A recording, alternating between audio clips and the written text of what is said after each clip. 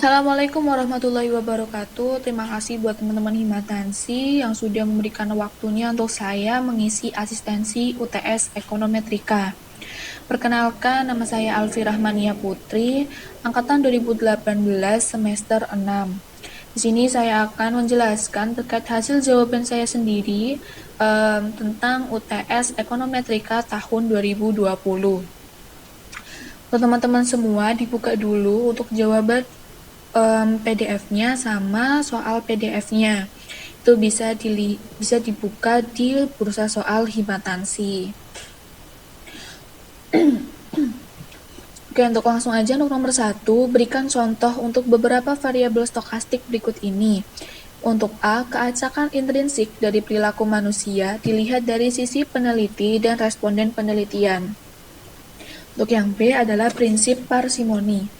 Perlu kalian ketahui, untuk variabel stokastik adalah variabel yang dicirikan oleh ketidakpastian nilai parameter-parameternya dan time variannya.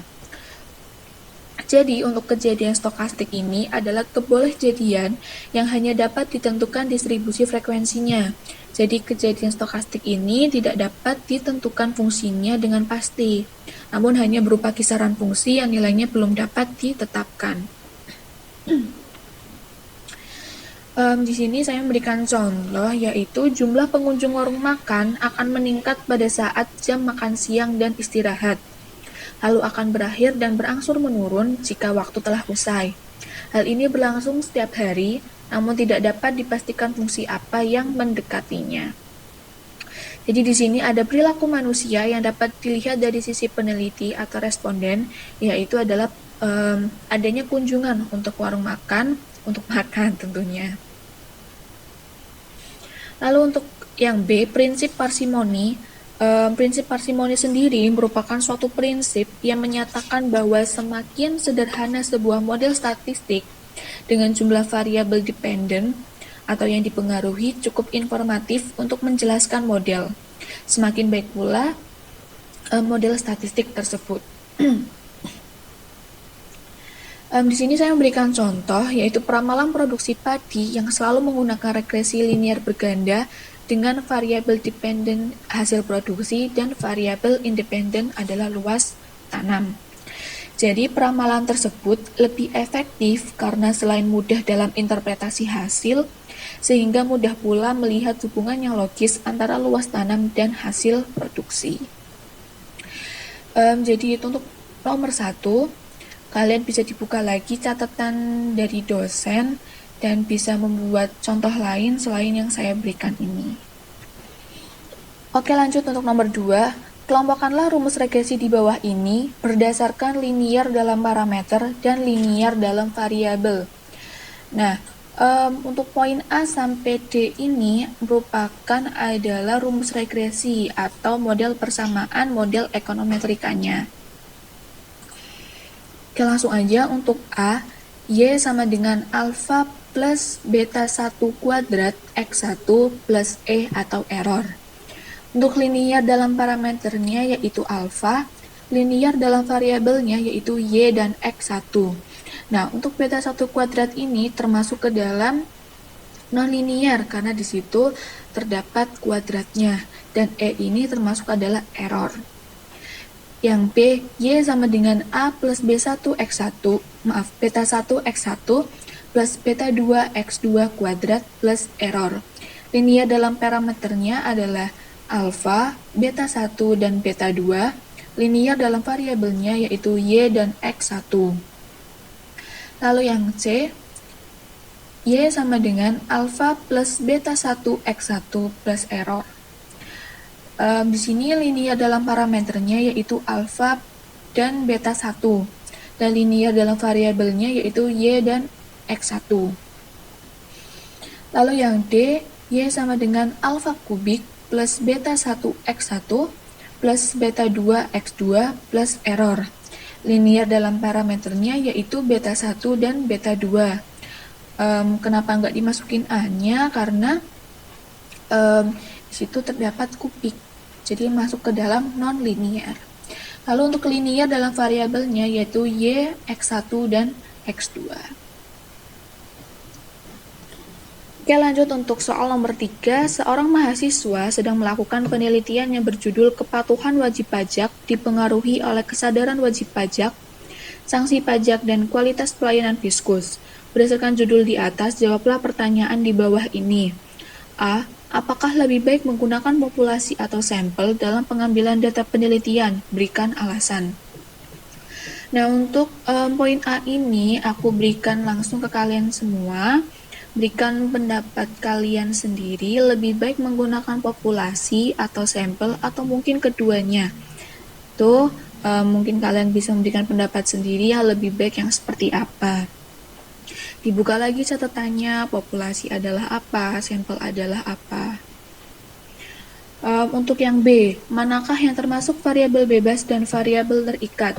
Untuk variabel bebas ini adalah variabel independen atau disimbolkan dengan huruf X. Variabel bebas ini adalah variabel yang mempengaruhi atau variabel yang menjadi penyebab adanya variabel dependen. Nah, untuk variabel bebas di penelitian ini yaitu untuk X1 adalah kesadaran wajib pajak, X2 adalah sanksi pajak, dan yang X3 adalah kualitas pelayanan Fiskus. Lalu untuk variabel terikat atau variabel dependen yang disimbolkan dengan huruf Y yaitu variabel dipengaruhi atau variabel yang menjadi akibat dari adanya timbulnya variabel independen. Nah, untuk variabel terikat di sini dalam penelitian yaitu Y sama dengan kepatuhan wajib pajak. Poin C, buatlah hipotesis nul dan hipotesis alternatif satu arah dan dua arah untuk masing-masing variabel bebas. Nah, untuk hipotesis nul ini adalah hipotesis yang tidak menyatakan pengaruh atau tidak ada hubungan antara variabel X dan variabel Y dalam suatu penelitian. Jadi untuk hipotesis nul atau H0 sama dengan kesadaran wajib pajak, sanksi pajak, dan kualitas pelayanan Fiskus tidak berpengaruh terhadap kepatuhan wajib pajak. Nah, untuk hipotesis alternatif satu arah, yaitu hipotesis yang menyatakan ada pengaruh atau ada hubungan antara variabel X dan variabel Y, dan dinyatakannya itu dalam bentuk satu arah, yaitu negatif atau positif. Jadi untuk hipotesis alternatif satu arah di sini saya berikan untuk positif semua.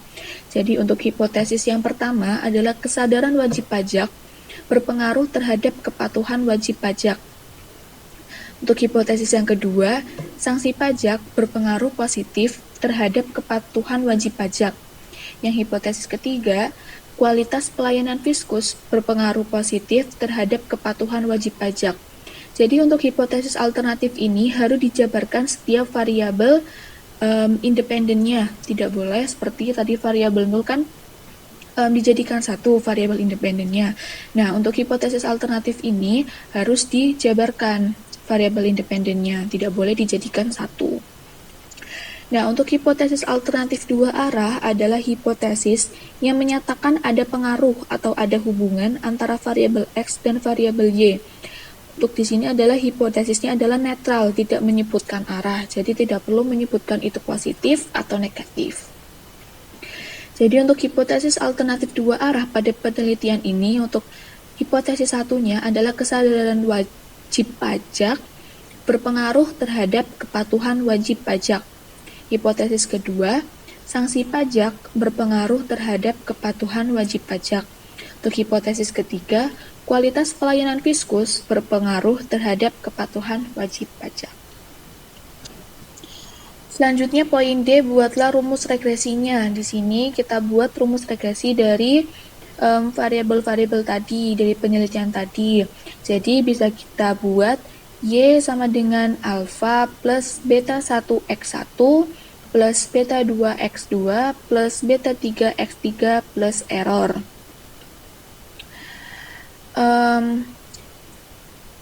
Untuk dijabarkannya yaitu kepatuhan wajib pajak sama dengan alfa plus beta 1 kesadaran wajib pajak plus beta 2 sanksi pajak plus beta 3 kualitas pelayanan Fiskus plus error. Itu ya untuk poin D. Untuk selanjutnya Ada yang jika koefisien determinasi sebesar 0,78, buatlah interpretasinya.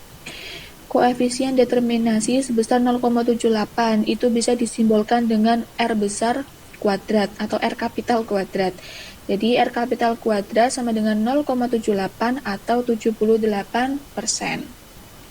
Untuk interpretasinya yaitu variabel kesadaran wajib pajak, sanksi pajak, dan kualitas pelayanan fiskus secara simultan atau bersama-sama berpengaruh terhadap variabel kepatuhan wajib pajak sebesar 78%. Sedangkan sisanya 22% dipengaruhi oleh variabel lain di luar persamaan regresi. Ya, di situ ada for your information, untuk nilai koefisien determinasi atau R kuadrat ini yang bagus atau berpengaruh adalah bernilai lebih dari 50%.